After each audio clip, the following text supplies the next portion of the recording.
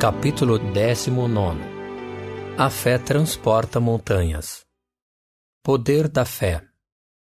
A fé religiosa. Condição da fé inabalável. Parábola da figueira seca. Instruções dos Espíritos. A fé, mãe da esperança e da caridade. A fé divina e a fé humana. Poder da fé. 1. Quando veio até o povo, um homem se aproximou dele, lançou-se-lhe de joelhos aos pés e lhe disse: Senhor, tende piedade de meu filho, que está lunático e sofre muito, porque ele cai frequentemente no fogo e frequentemente na água. Eu o apresentei aos vossos discípulos, mas não puderam curá-lo. E Jesus respondeu, dizendo: Ó raça incrédula e depravada, até quando estarei convosco? Até quando vos sofrerei? Trazei-me aqui essa criança. E Jesus, tendo ameaçado o demônio, ele saiu da criança, que foi curada no mesmo instante. Então os discípulos vieram encontrar Jesus em particular e lhe disseram: Por que não podemos, nós outros, expulsar esse demônio? Jesus lhes respondeu: É por causa da vossa incredulidade.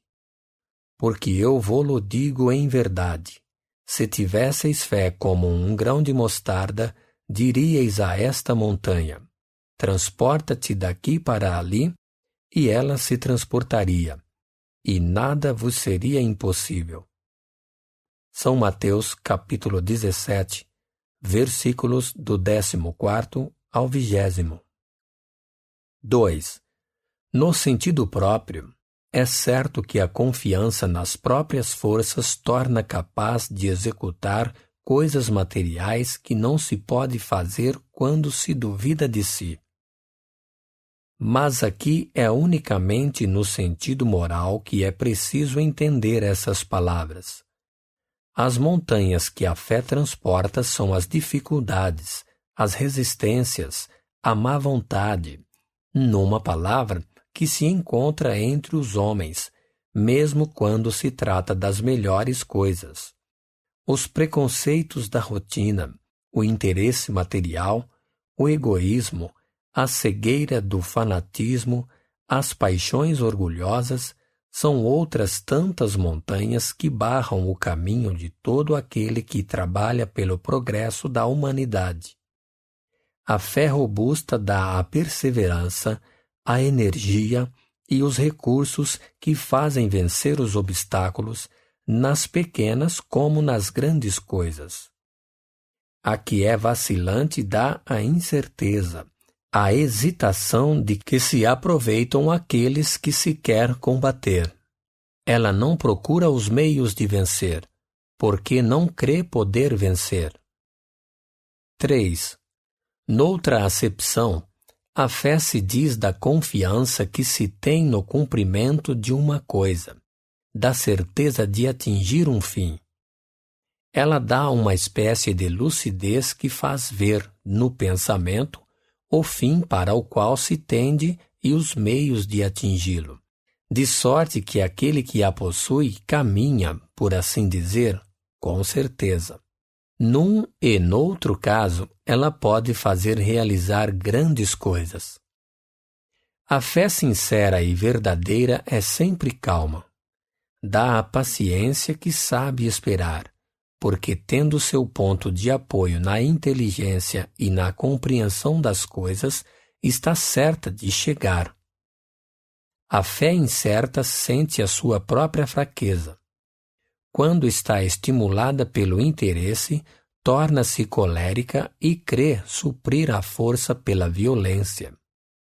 A calma na luta é sempre um sinal de força e de confiança. A violência, ao contrário, é uma prova de fraqueza e de dúvida de si mesmo. 4.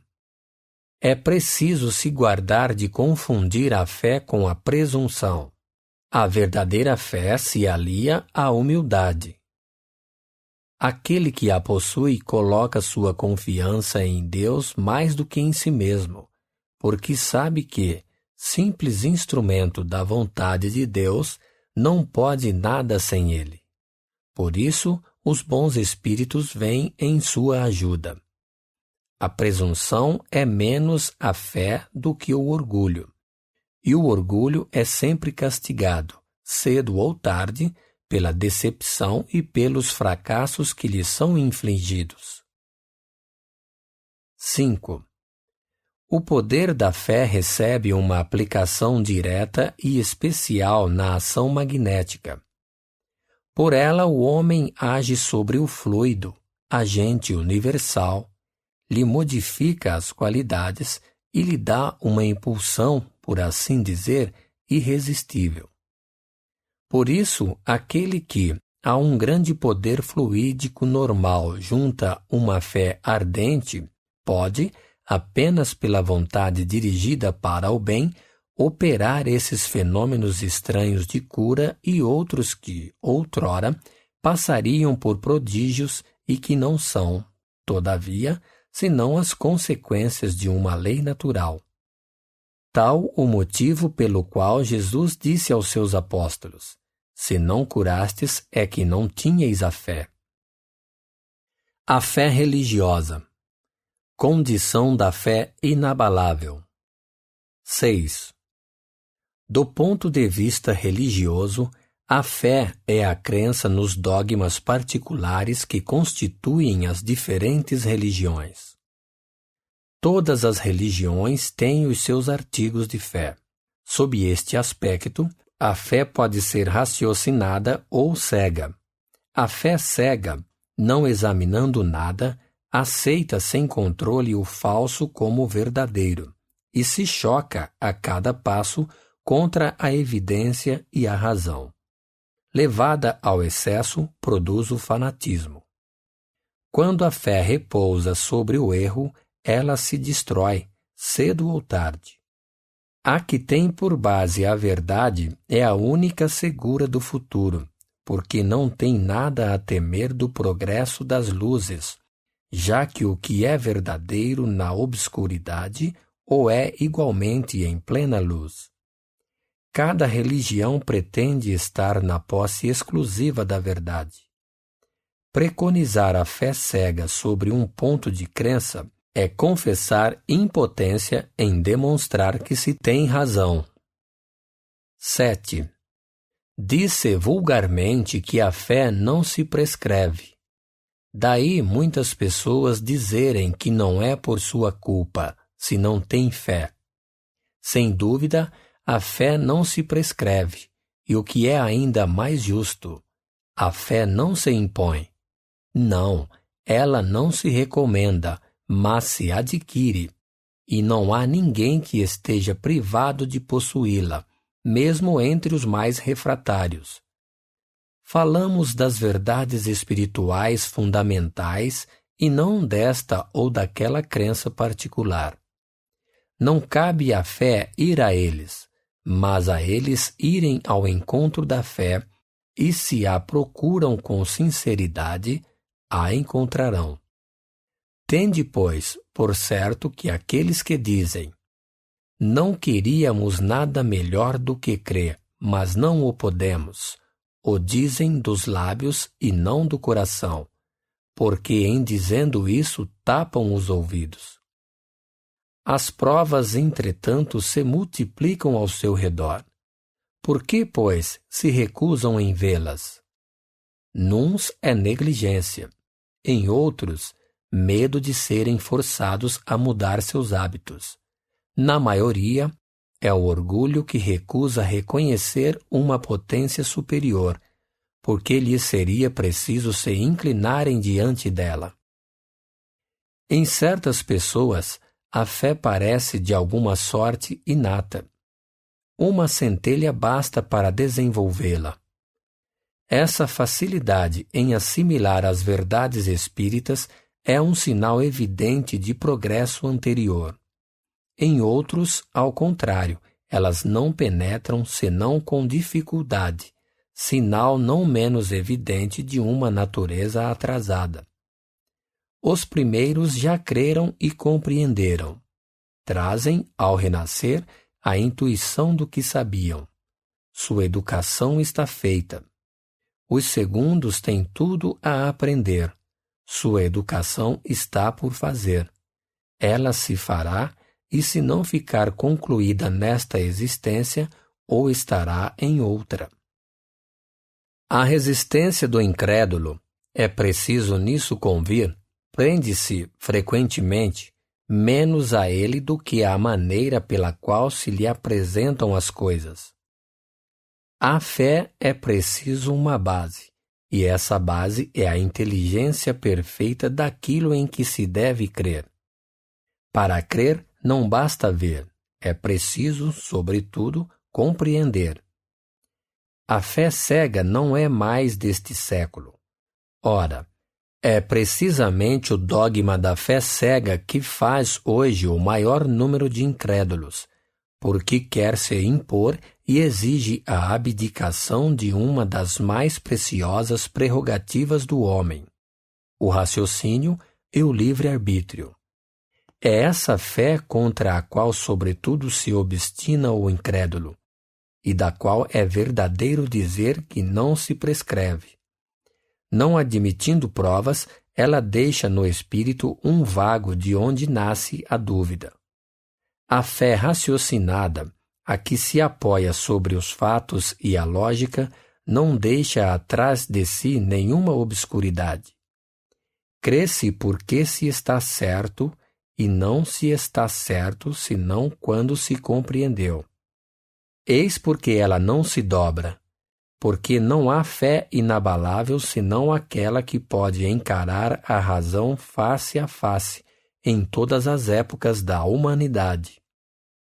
É a esse resultado que o Espiritismo conduz e triunfa também da incredulidade todas as vezes que não encontra oposição sistemática e interessada. Parábola da figueira seca. 8. Quando saíram de Betânia, ele teve fome. E vendo de longe uma figueira, foi ver se poderia nela encontrar alguma coisa. E tendo se aproximado, não encontrou senão folhas, porque não era tempo de figos. Então Jesus disse à figueira: que ninguém coma de ti nenhum fruto. O que seus discípulos ouviram. No dia seguinte, passando pela figueira, viram que ela havia se tornado seca até a raiz.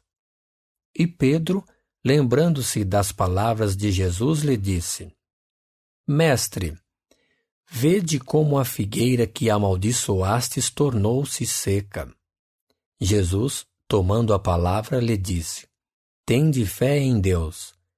Eu vou-lo digo em verdade, que todo aquele que disser a essa montanha: tira-te daí e lança-te ao mar, e isso sem hesitar no coração, mas crendo firmemente que tudo o que houver dito acontecerá, ele o verá com efeito acontecer. São Marcos, capítulo 11, versículos do 12º ao 14º e do 20º ao 23º. 9. A figueira seca é o símbolo das pessoas que não têm senão as aparências do bem, mas, em realidade, não produzem nada de bom. Oradores que têm mais brilho do que solidez. Suas palavras têm o verniz da superfície. Agradam aos ouvidos, mas quando perscrutadas, nelas não se encontra nada de substancial para o coração. Depois de tê-las ouvido, pergunta-se qual proveito disso se tirou. É ainda o emblema de todas as pessoas que têm os meios de serem úteis e não o são, de todas as utopias, de todos os sistemas vazios, de todas as doutrinas sem base sólida. O que falta, na maioria das vezes, é a verdadeira fé, a fé fecunda, a fé que comove as fibras do coração, numa palavra, a fé que transporta montanhas. São as árvores que têm folhas, mas não frutos. Por isso, Jesus as condena à esterilidade, porque um dia virá em que estarão secas até a raiz. Quer dizer que todos os sistemas, todas as doutrinas que não tiverem produzido nenhum bem à humanidade, cairão no nada. Que todos os homens voluntariamente inúteis, por falta de terem colocado em prática os recursos que tinham, serão tratados como a figueira seca. 10. Os médiuns são os intérpretes dos espíritos. Suprem os órgãos materiais que faltam a estes para nos transmitirem suas instruções. Por isso, são dotados de faculdades para esse efeito. Nestes tempos de renovação social, têm uma missão particular. São as árvores que devem dar o alimento espiritual aos seus irmãos.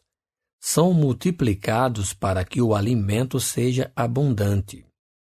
Encontram-se por toda parte, em todos os países, em todas as classes da sociedade, entre os ricos e entre os pobres, entre os grandes e os pequenos, a fim de que não haja deserdados, e para provar aos homens que todos são chamados. Mas se desviam do seu fim providencial a faculdade preciosa que lhes foi concedida, se a fazem servir às coisas fúteis ou nocivas.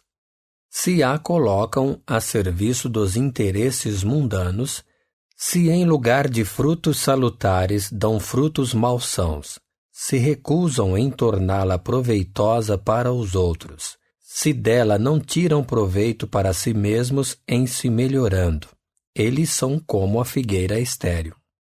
Deus lhes retirará um dom que se tornou inútil em suas mãos, a semente que não sabem fazer frutificar, e os deixará tornarem-se a presa dos maus espíritos.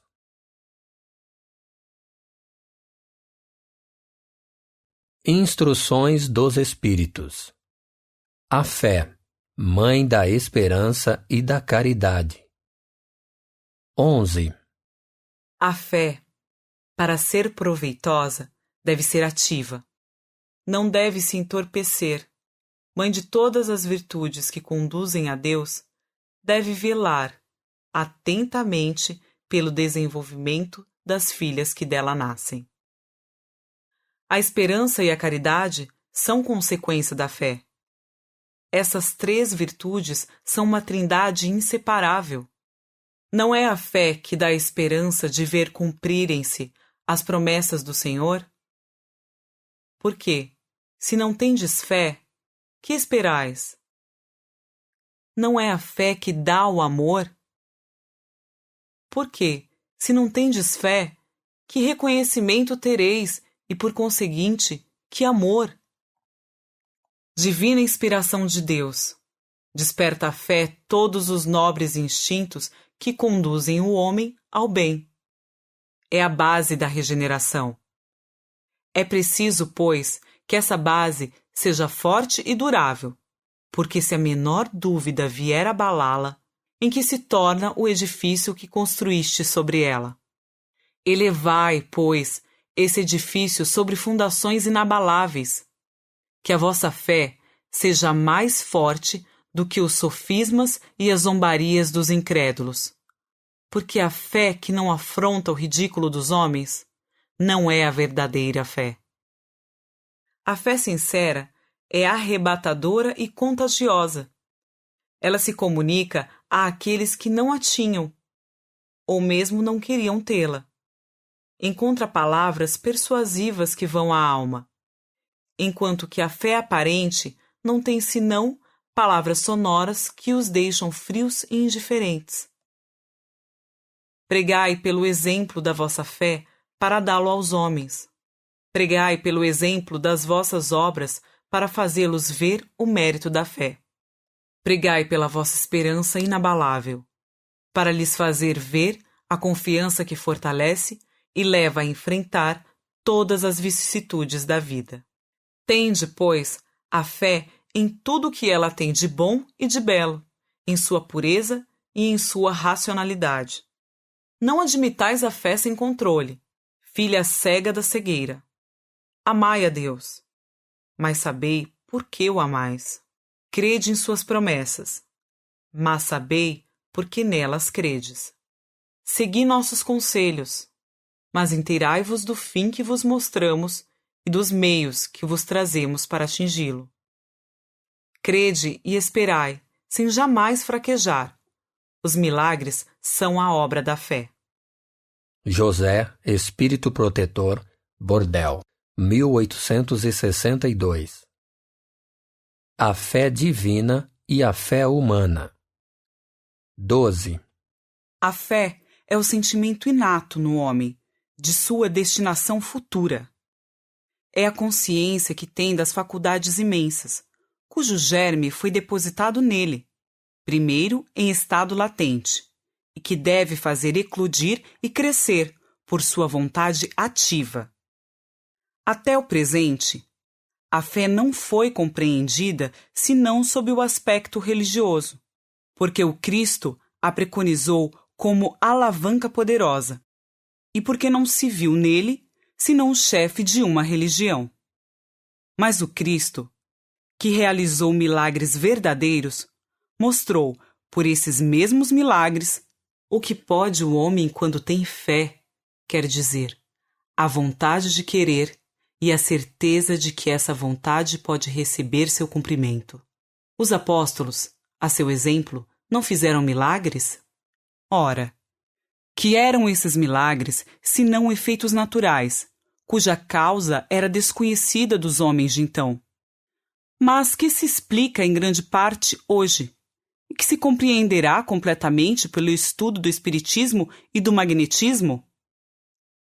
A fé é humana ou divina, segundo o homem aplique suas faculdades às necessidades terrestres ou às suas aspirações celestes e futuras. O homem de gênio, que persegue a realização de alguma grande empresa, triunfa se tem fé, porque sente em si que pode e deve alcançar, e essa certeza lhe dá uma força imensa. O homem de bem que, crendo em seu futuro celeste, quer encher sua vida de nobres e belas ações, aure em sua fé, na certeza da felicidade que o espera, a força necessária. E aí ainda se cumprem milagres de caridade, de devotamento e de abnegação. Enfim, com a fé não existem más tendências que não se possam vencer. O magnetismo é uma das maiores provas do poder da fé posta em ação. É pela fé que ele cura e produz esses fenômenos estranhos que, outrora, eram qualificados de milagres. Eu repito, a fé é humana e divina. Se todos os encarnados estivessem bem persuadidos da força que têm em si, se quisessem colocar sua vontade a serviço dessa força, seriam capazes de realizar o que, até o presente, chamou-se de prodígios, e que não é, senão, um desenvolvimento das faculdades humanas. Um Espírito Protetor, Paris, 1863. Não esqueça de deixar o seu like e se inscreva no canal.